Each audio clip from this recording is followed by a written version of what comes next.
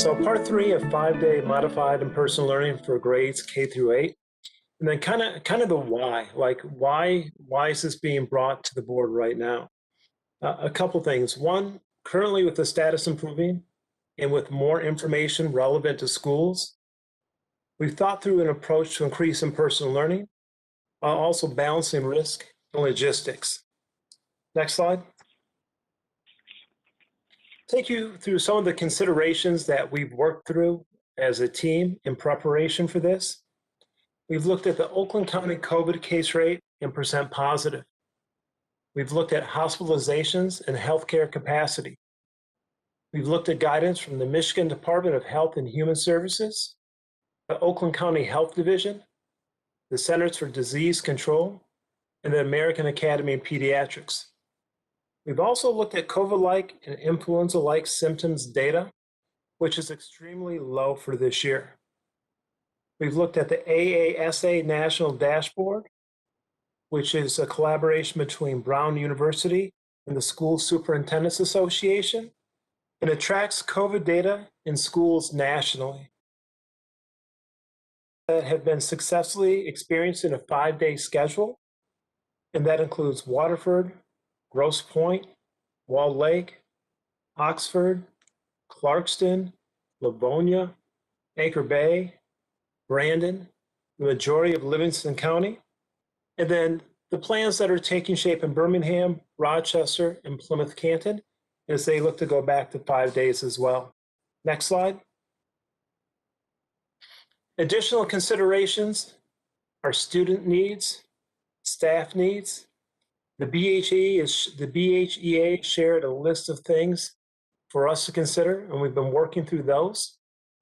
Family needs, number of staff and students that are in quarantine, our readiness as a district for more in-person learning, our ability to cohort students, COVID safety in district spaces, staffing in any areas of critical shortage. For example, we need subs. I haven't mentioned that 5 times already. And PPE inventory. Next slide. Additional considerations, mental health needs, academic achievement needs, schedule consistency for students, food insecurity for students, staff access to the COVID vaccine. Right now, 65 to 70% of staff have either received their first shot or are scheduled with an appointment. Again, as I mentioned during the COVID update, we continue to advocate for more vaccines for our teaching staff and for all staff. We've also reached out to healthcare providers for additional assistance. Lastly, we are making sure that we provide flexibility for staff if they get a vaccine appointment during the school day. Next slide. Walk through the guidance, where we're at and how it's changed. On 6/30 of 2020, the Michigan Department of Health and Human Services released a Return to Learn roadmap. And it provides required and strongly recommended safety protocols for school communities.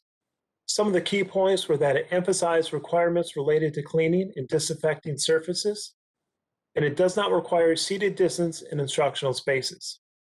This document was released prior to policy changes that allowed schools flexibility around seat time and pupil accounting, and it was adapted as updated orders were issued related to face coverings. Then we have the Michigan Department of Health and Human Services and their collaboration with the Oakland County Health Division. And the matrix that came out, one of the many color rainbow charts that came out, and I know we've had some as well, for in-person instruction. The purpose was to provide guidance to schools for in-person learning when considering county risk levels and school building spread indicators. The focus was on student density, when a district should change learning environments to reduce transmissions in schools. It was based on guidance on 2 local health metrics, case per million and percent positive cases. It was used in conjunction with ongoing and established risk mitigation factors. Next slide. Then on January 8th of 2021, the Michigan Department of Health and Human Services guidelines for operating schools safely was released, or I should say updated. It encourages schools to safely offer in-person learning options at least 50% of the time, with a goal set for March 1st. The key points: encourages schools to provide as much in-person learning as feasible, especially for young learners looking at the pre-K through 5 group, economically disadvantaged learners, special education populations, and English language learners. Schools that pursue a full face-to-face option should maintain a minimum seat distance of 3 feet. Some of the additional comments that were included in the update: the guidance is intended to update the MI Return to Learn roadmap from 6/30/20. Over the last 9 months, epidemiologists and other medical experts have closely followed the data and determined schools can ensure a low risk of transmission by adopting strict mitigation practices. Previous guidance, based on state reopening phases or local case rate targets, appear to be obsolete at this time. Next slide.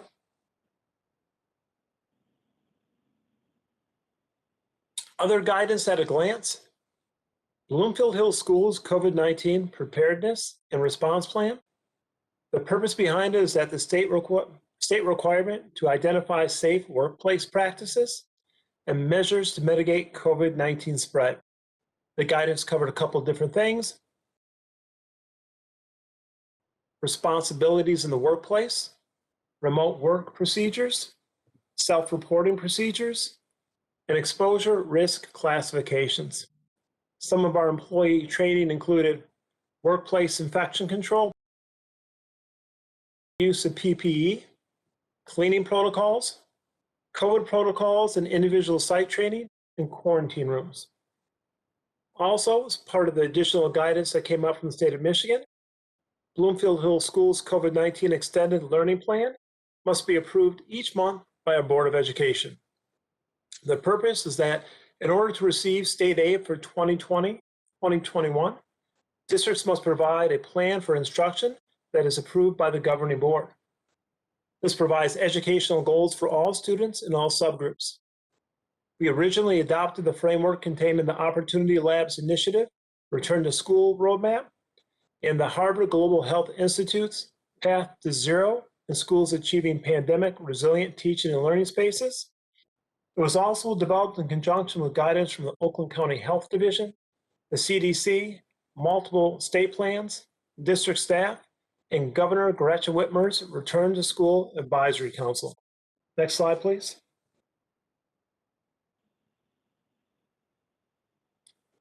Updated BHHS guidance in regards to cleaning. Frequently touched surfaces, including light switches, doors, benches, bathrooms, should be cleaned at least twice daily.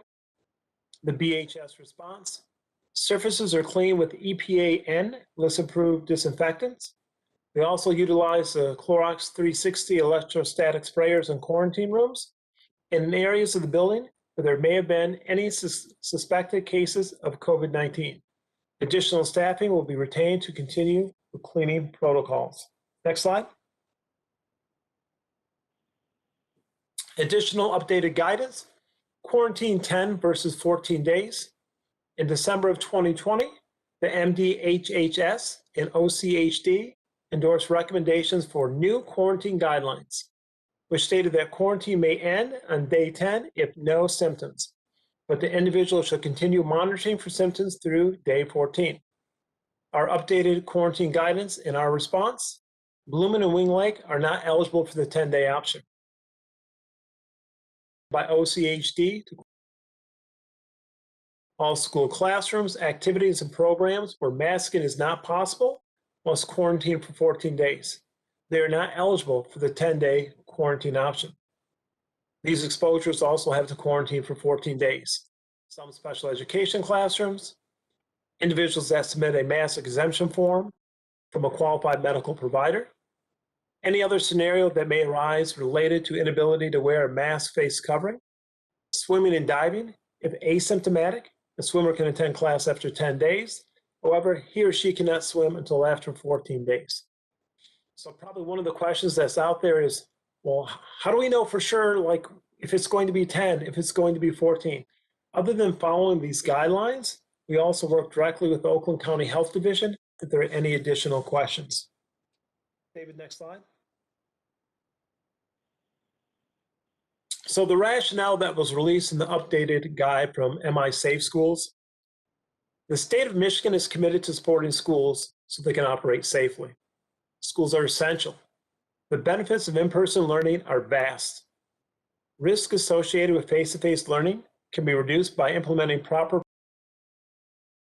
COVID-19. Schools can be safe learning environments and safe workplaces. Over the last 9 months, epidemiologists and other medical experts have closely followed the data and determined schools can ensure a low risk of transmission by adopting strict mitigation practices. Transparency and collaboration among all school stakeholders is critical to success. We owe it to our children, our teachers, administrators, and staff to follow all the rules, both in school and out of school, to wear a mask, to limit gatherings, to socially distance. It's our collective responsibility as a society to do what it takes to reopen schools for the remainder of the school year. Next slide. Updated BHHS guidance, spacing, movement, and lunch. Spacing for instructional settings guidance. Maintain 6 feet of distance. If a school district nonetheless proceeds with an all-in-person approach, at a minimum, it should maintain a minimum seated distance of 3 feet in classrooms. Our response? We're exploring opportunities to utilize spaces in a creative manner. Every attempt will be made to limit student experiences under 3 feet of distance. This means we're looking at moving teachers' classrooms based on class size and room size, uses of the gym, the media center, field house, and the fine arts wing. Movement guidance, limit mixing between groups and classes. Our response, elementary classrooms function as a cohort. Secondary education utilizes block scheduling to limit movement. Guests will have limited access to school buildings. Lunch guidance. When students eat lunch, provide 6 feet of distance to the extent feasible. Our response, again, we are exploring the best way to provide lunch. This might include grade levels using additional spaces and staggering lunch times. It could also include the use of the gym, our field houses, our media centers, and our fine arts wings in our buildings. As we know, our elementary classrooms or elementary buildings do not have cafeterias. Next slide, please. So the evolution of what we've seen, the changes that have come out from the state and county guidance is the frequency of disinfecting surfaces, the minimum seated distance, the guidelines for close contact quarantines, and as best we can tell, the matrix are now obsolete. David, next slide, please. Looking at some of the CDC considerations for schools and updates, also expecting as early as tonight or tomorrow morning, the very near future, an additional CDC update on reopening schools. So these updated considerations for schools are intended to aid school administrators as they consider how to protect the health, safety, and well-being of students, teachers, staff, their families, and communities. Promoting behaviors that reduce COVID-19 spread, maintaining healthy environments, maintaining healthy operations, and preparing when someone gets sick. Next slide. Schools should determine, in collaboration with state and local officials to the extent possible, whether and how to implement each of these considerations while adjusting to meet the unique needs and circumstances of the local community. Implementation should be guided by what is feasible, practical, acceptable, and tailored to the needs of each community. It is also critically important to develop strategies that can be revised and adapted depending on the level of viral transmission in the school and throughout the community, as this may change rapidly. Strategies should be implemented in close coordination with state, local, or tribal public health authorities, recognizing the differences between school districts, including urban, suburban, and rural. Next slide, please. American Academy of Pediatrics considerations for schools. Children should wear cloth face coverings. Practice by children and good modeling by adults will help children be more successful at wearing cloth face coverings at younger ages. Desks should be placed at least 3 feet apart and ideally 6 feet apart. If this reduces the amount of time children are present in school, harm may outweigh potential benefits. Cohort classes to minimize crossover among children and adults within the school. Utilize outdoor spaces when possible. When the weather and air quality allow it, open windows and doors to improve air circulation. Strategically located fans promoting circulation or decreasing stagnant air can be utilized to enhance outdoor air circulation and avoid crowded hallways. Next slide, please.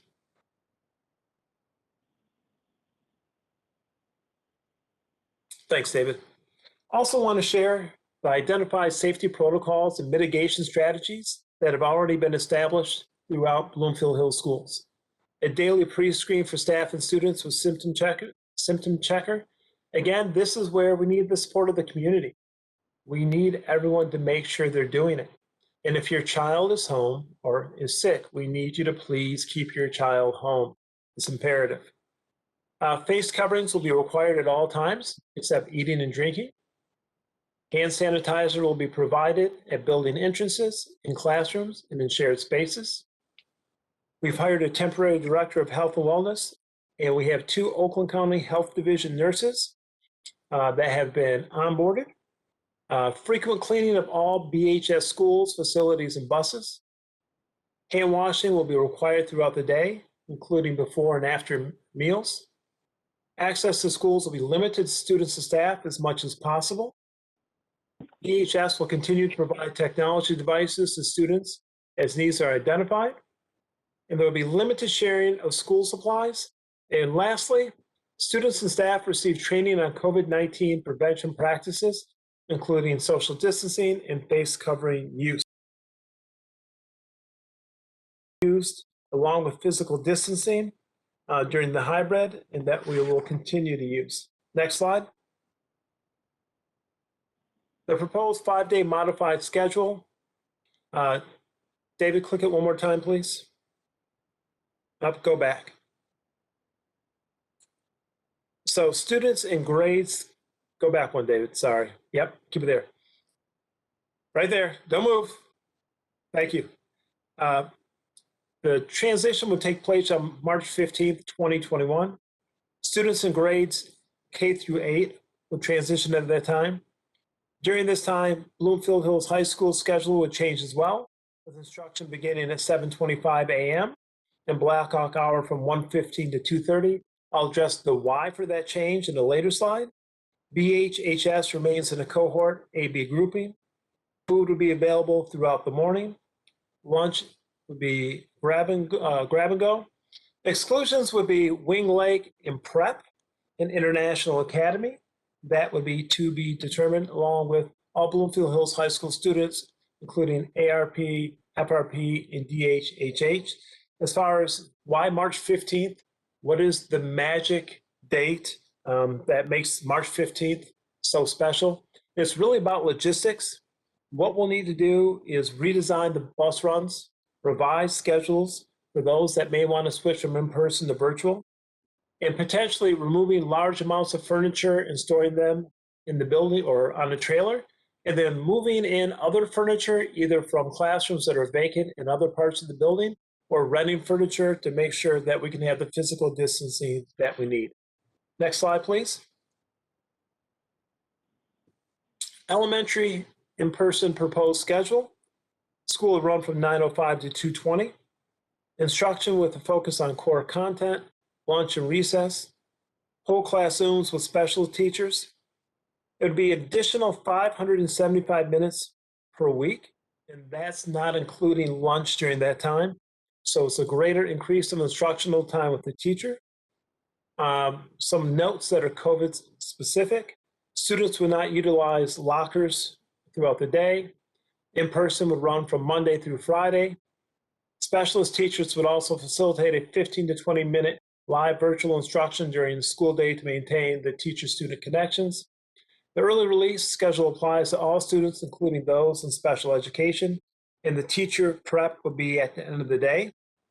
From 2:20 on would be daily on your own time allocated for special classes. Why it needs to be asynchronous is that we're looking at kind of capturing back those large spaces. Again, whether it's the field house, whether it's the gym, whether it's a fine arts wing. So if we're moving students because we need more room to get that physical distancing, the specialist teachers want to have access to those rooms. Next slide. Middle school in person instruction, again with a focus on core content, lunch, recess, whole class Zooms with specialist teachers. It would add 525 more minutes of instruction per week. That does not include lunch, so 105 minutes per day. In person Monday through Friday, recess and outdoor opportunities will be scheduled. Again, specialist teachers will facilitate a 15 to 20-minute live virtual instruction during the school day, dismissal at 1:30. Again, why are we having specials that are not in the building? Right now, again, we're looking at most likely needing all the large spaces. So again, the gym, the field house, the cafeteria, the fine arts wings. So if we need to move a class that's larger, or especially at the elementary buildings, if we're looking to create makeshift lunchrooms so that we can get to that 6 feet of social distancing, then we need to have that additional space potentially to use for a quasi lunchroom in the time being. Next slide. BHHS remains AB cohort with asynchronous Wednesdays. So on March 15th, the switch would be Black Hawk hour going to the end of the day. So students will attend 4 blocks per day on an odd even schedule. Lunch will be grab and go from 12:30 to 12:45. Transportation departs at approximately 12:50. Students may still attend classes virtually. Again, why is Black Hawk hour now moving from the beginning of the day to the end? We have 3 tiers of bus runs, with the elementary potentially going back to their regular scheduled start time, the middle school going back to the regular scheduled start time. The only way to include Black Hawk hour and to provide busing for the students was to move the start time back to the original start time for the high school and place Black Hawk hour at the end. BHHS transition plan to a full return. Currently, we're in the hybrid model. Starting next week on 2/16, identified improved students with specific needs will return for 4 days. On 3/15, we'll have the revised schedule. So the question probably is, why not do all at once? K through 12, everyone. One, we've said from the beginning, we're prioritizing K through 8. And so that would get the K through 8 in first. Also looking at staffing. Well, we're going to have limited numbers of staff available, including subs. So we want to make sure that we can get K through 8 up and rolling, staff properly, and then roll back in 9 through 12. Not knowing how many people are going to be out, not how many people are going to be quarantined, and what may or may not happen. Next slide, please. Latchkey and Kids Zone. Black Hawk Extended Care will sunset on March 12, 2021. Hours of operation for Latchkey and Kids Zone will be 7 a.m. until the start of the school, and end of school day until 5:30 p.m. Continues to meet the community need with wide range of availability. Early closure allows for additional cleaning responsibilities. Limited enrollment due to distancing protocols. Continue monitoring and support. Staffing levels, classroom arrangements that create opportunities for distancing, and training for staff health and safety and instructional shifts. Next slide. Lumen Preschool, kind of reminder, we've talked about this in board meetings before. Face coverings. All children over 2 years of age are required to wear masks in common spaces when playing in close proximity to friends. Classrooms will offer mask break areas where children can sit, play safely without wearing their mask. All staff will wear a mask. Screening. Staff and children complete health screening prior to entering the building each day. Staff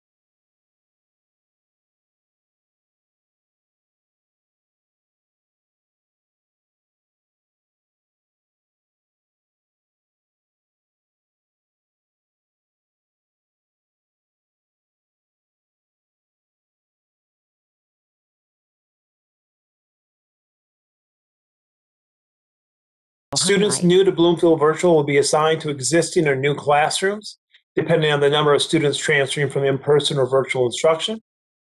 If we need to hire additional staff because that section of Bloomfield Virtual is closed, then we would need to hire additional staff.